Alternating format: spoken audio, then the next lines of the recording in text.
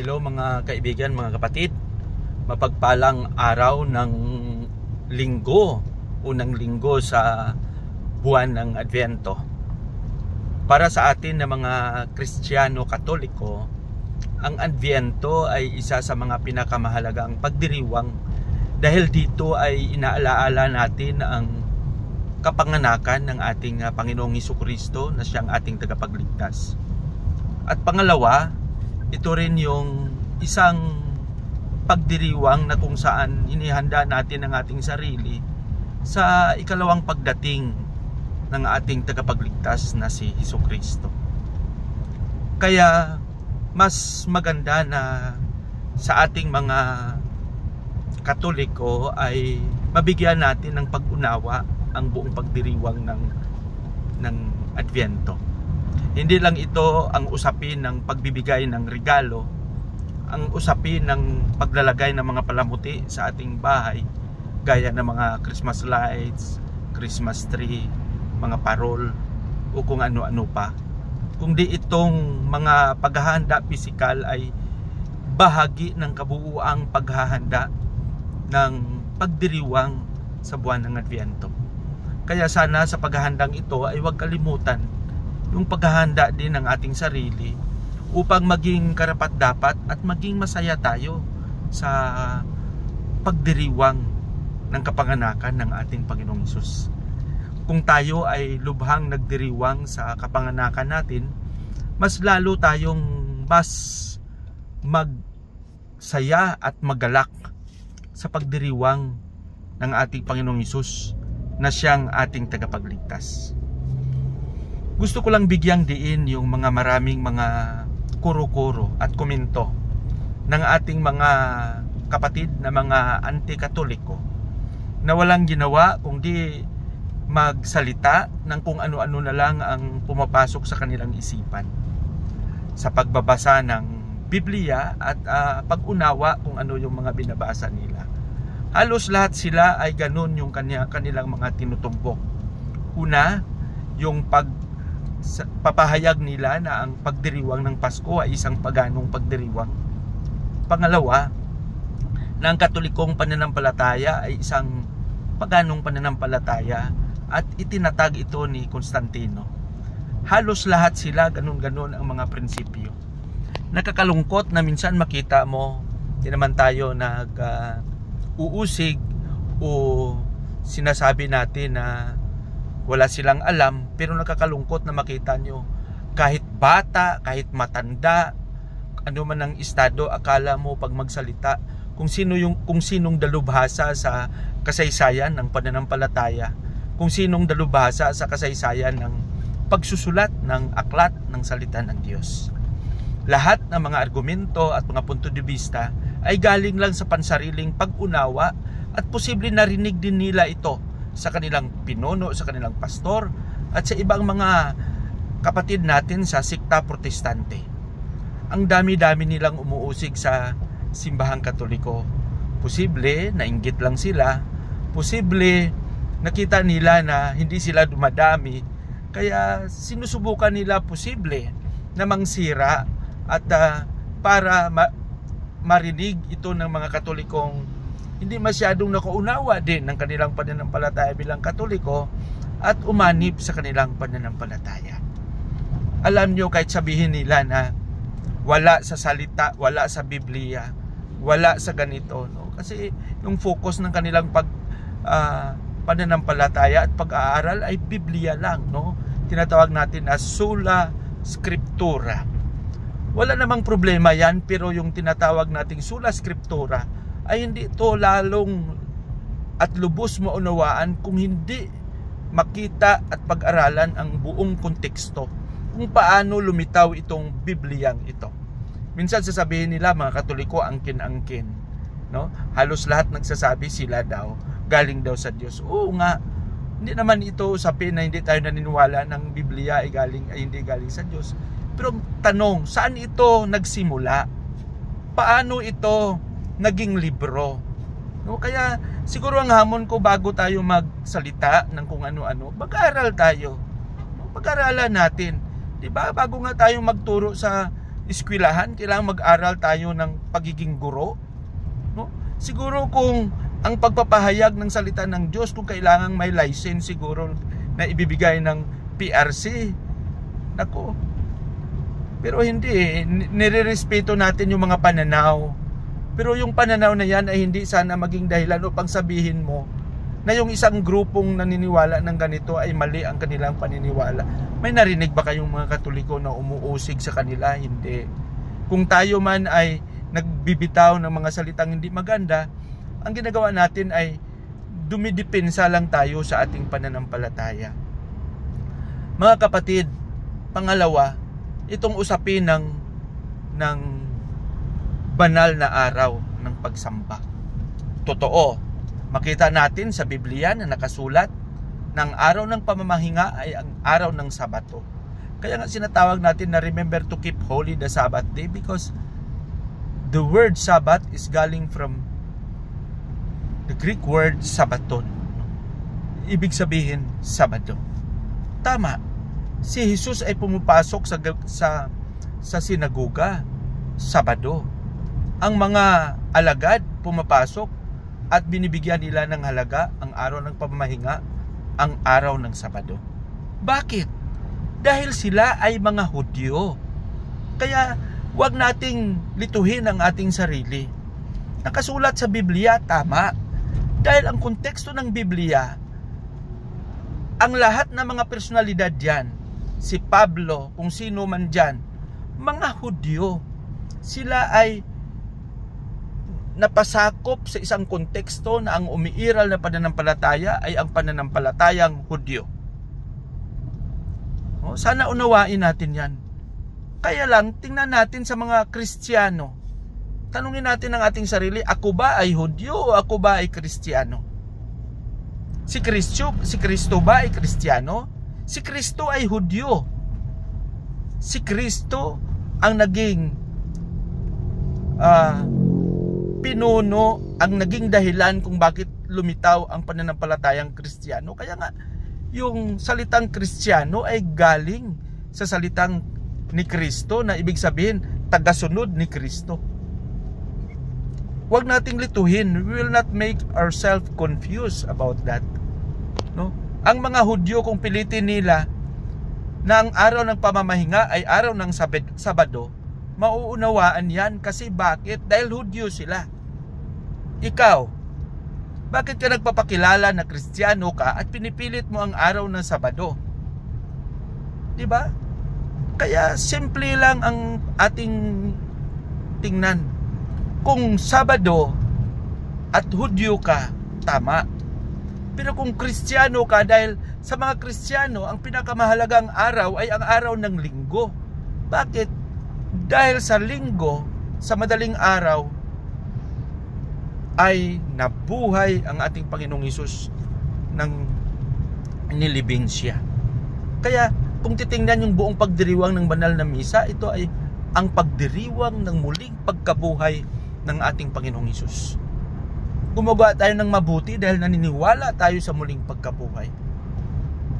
Sinusunod natin ang lahat ng mga kabutihan na ipinahayag ni Hesus dahil sa Kanya.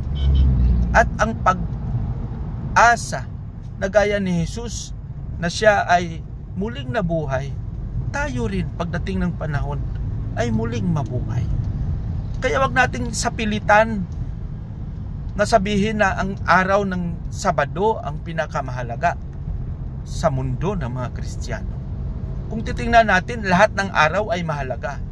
Kung anong araw kang magsamba, para sa akin hindi yan problema. Pero wag pilitin na Sabado ang pinakamahalagang araw sa mundo ng mga Kristiyano. Hindi. Ang pinakamahalagang araw ay ang araw ng Linggo. Kung ikaw ay Hudyo, okay. Pero kung ikaw ay Kristiyano, huwag mong pilitin. Magsamba ka ng Sabado, hindi yan problema. Nagka-problema ba? Wala. Kayo lang ang nagka-problema. Kaya napaka-gulo at napaka-lungkot na marami tayong mga kapatid sa ibang pananampalataya na kung tutuusin, pag magsalita sila, akala mo kung sinong mga dalubhasa.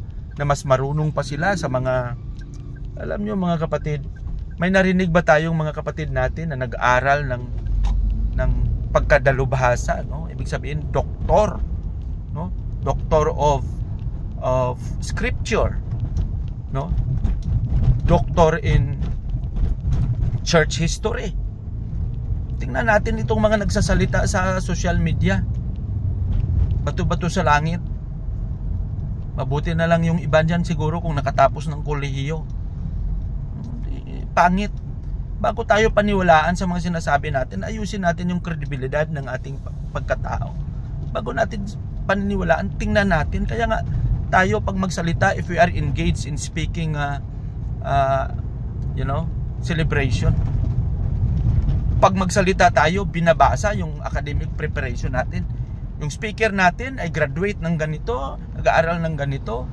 Tapos ikaw, pag magsalita ka, akala mo kung sinong nagtapos sa bantog na universidad. No? Siguro kung hindi stricto, siguro yung pamahalaan natin sa pagbibigay ng license sa pagtuturo, siguro ngayon maraming teacher kahit saan-saan. No? Siguro kung walang bar exam ang abogado, siguro maraming abogado ang naglilitawan ngayon. Kasi yung iba dyan pag magsalita, akala mo kung sinong canon lawyer, kung sinong abogado. No? Siguro kung yung degree ng pagkadalubhasa sa banal na kasulatan, sa sacred scripture, siguro pag hindi ito binibigyan ng state recognition or ecclesiastical recognition, siguro lahat na lang siguro pwedeng gumawa ng kanilang estado na sila ay dalubhasa sa ganito. Diba? Nakakalungkot. Hindi naman siguro yan maganda sa mga taong talagang nag-aral. Kaya yung mga taong nag-aral, akala mo hindi sila nagsasalita kasi alam nila. Pero yung mga hindi nag-aaral, akala mo putak ng putak na kung sino mga magagaling. Pag makaharap sa kanilang cellphone at magpahayag, akala mo kung sinong mga matatalino, no? Pero kung hamunin mo sa isang pag-uusap na sistematiko, pag-uusap na professional na dialogo, no? Na kung sasabihin bakit wala ba kaming karapatan? May karapatan tayo, pero yung karapatan natin wag nating abusuhin, no? At isipin natin kung ang sinasabi ba natin ay talagang nakaangkla o nakaugat ito sa totoong, no? Kasi kung titingnan natin yung kasaysayan ng ating pananampalataya, kung sino na lang magsabi na ito tinatag ni Kristo, tinatag din kami ni Kristo, halos lahat ng mga grupo ng mga pananampalataya ay tinatag ni Kristo. Pero pag-usapan natin ang ating kasaysayan kung saan tayo nagsimula. Simple lang para sa akin mga kapatid. Halimbawa ang Baptist, Seventh-day Adventist, Saksi ni Jehovah, Iglesia ni Cristo, kung ano pang mga Pentecostal, kung ano pang mga grupo dyan na sinasabi na sila itinatag ni Cristo. Pumunta nga kayo ng Jerusalem. Pumunta kayo doon kung makita nyo yung mga remnants ng mga grupo nyo. Diba? Puntahan mo yung mga komunidad na itinayo ni Pablo sa Corinto, sa Colosas, sa Efeso, sa Filipos, sa Thessalonica. Tingnan natin doon kung ano yung mga simbahang nakatayo doon. Simbahan ba ng Saksi ni Jehovah? Simbahan ba ng Iglesia ni Cristo? Simbahan ba ng mga Baptist? Simbahan ba ng mga Pentecostal? Simbahan ba ng mga born again? Wala. Diba? Bakit hindi nila pag-usapan yung kasaysayan nila? Diba? Hindi nila pinag-uusapan dahil may tinatago sila. Diba? Kailan lang sila nagsimula? Naku. Kaya nga tayo nag-aaral para malaman natin kung ano yung totoo. Kung hindi man fix and accurate yung ibang mga pangyayari sa kasaysayan, pero at least alam natin. Diba? Bakit nang dumating ba ang Kristyanismo sa Pilipinas noong taong 1521? May Iglesia ni Cristo na ba sa Pilipinas? May Baptist na ba? Sige nga. May born again na ba? Sige nga. Sagutin nyo ito kung makaabot man ang video ito. Di ba? May Jehovah's Witness na ba? Sige nga. Puntahan natin yung mga lugar kung saan si Jesus ipinanganak. Yung nativity. Sino ba ang naging caretaker ng site ng nativity? Mga born again ba? Kaya kung gusto nyo hindi kayo ma-convert sa Katolisismo, mga kapatid naming Protestante, huwag kayong pumunta ng Jerusalem para mag-pilgrimage. Kasi baka pag pumunta kayo doon, sampalin kayo ng mga paniniwala nyo na sa panahon pala ni Jesus, walang born again, walang baptist, walang Jehovah's Witness. Diba? Siguro marinig ito ng mga kapatid nating mga Protestante, siguro sa sama ang loob. Eh, alam mo naman yung katotohanan, masakit, no? Truth hurts. Kaya yung hamon ko lang siguro ganito, yung paggalang natin sa ating mga pananampalataya. Kung alam nyo, halimbawa, pag para sa inyo, Sabado ang pinakamahalaga, di magsimba kayo ng Sabado. Huwag nyong sabihin na, Sabado talaga kasi kayo, mga pagano kayo, mali yung... Huwag ganon. Hindi ganon. Diba? Kung ano-ano lang, no? Hindi ninyo alam pag sabihin natin na Biblia lang ang paniniwalaan natin. Kung ano ang nakasulat sa Biblia, yun yung paniniwalaan natin. Yung hindi nakasulat, wag nating paniniwalaan.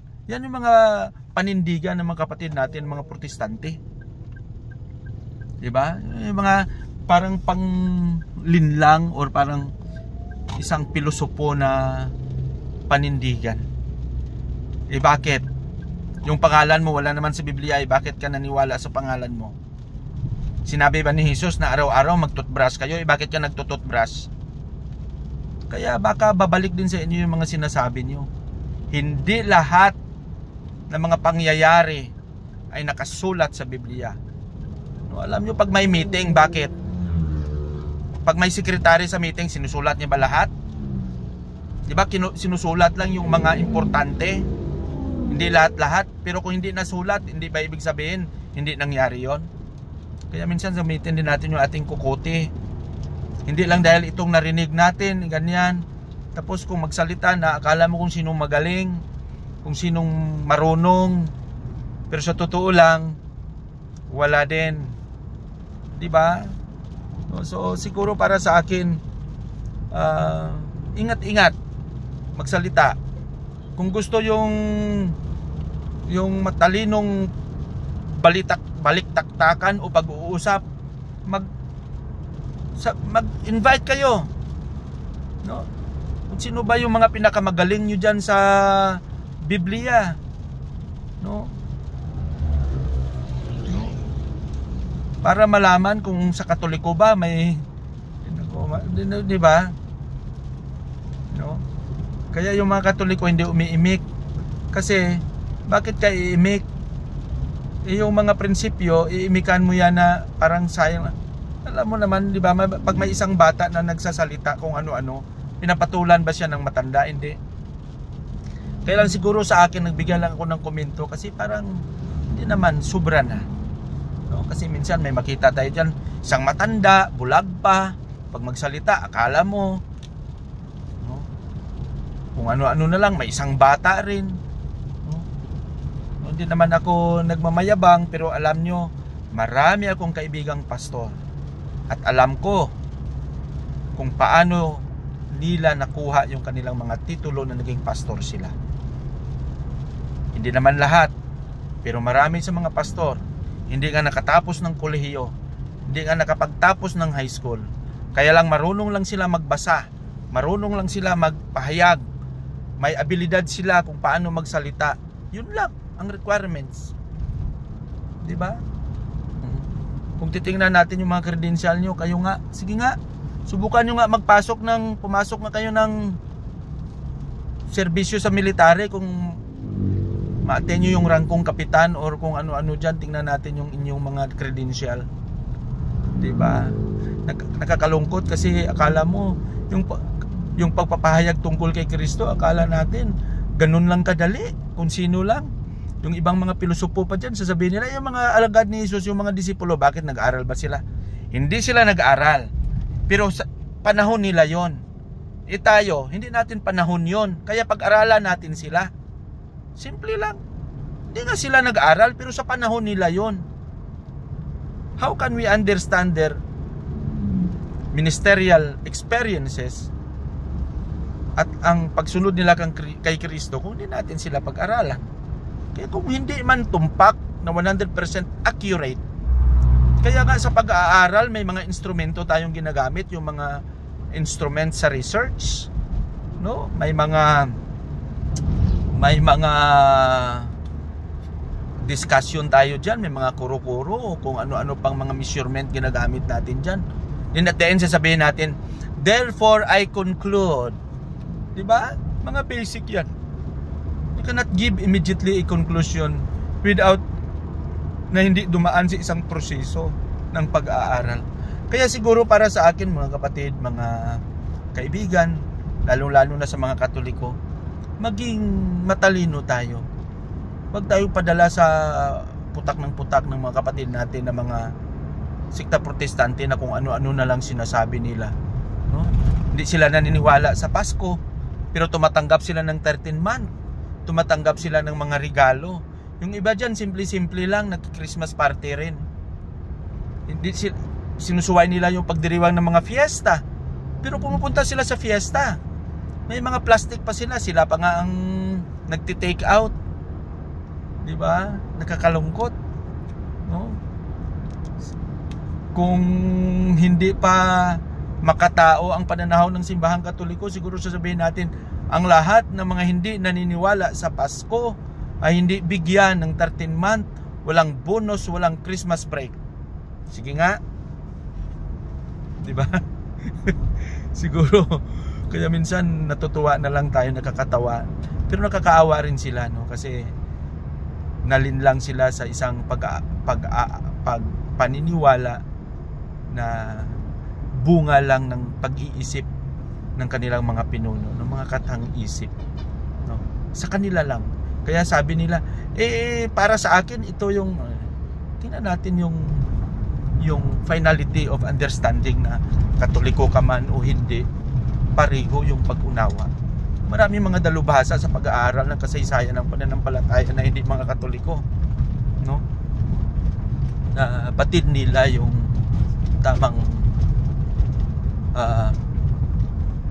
pangyayari base sa sistematiko at sa tamang paraan ng pagsusuri, pagkilatis ng mga instrumentong ginamit upang maunawaan lang ang nangyayari sa panahon ni Jesus kasama ang kanyang mga alagad.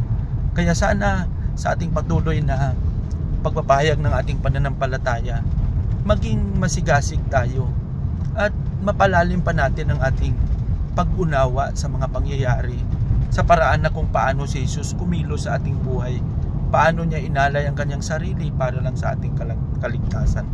Kaya mga kapatid, mag-ingat kayong lahat, magdasal tayo palagi. Pagdasal natin yung mga kapatid natin na sa likod ng kanilang pagka-ignorante ay nanatili silang munawa sa mga maling pag-unawa, no? At siguro sa mga kapatid natin na hindi rin Katoliko, na naging tapat din sa kanilang pananampalataya, pagpatuloy nyo lang, no? Because at the end, we believe with the same Christ, no?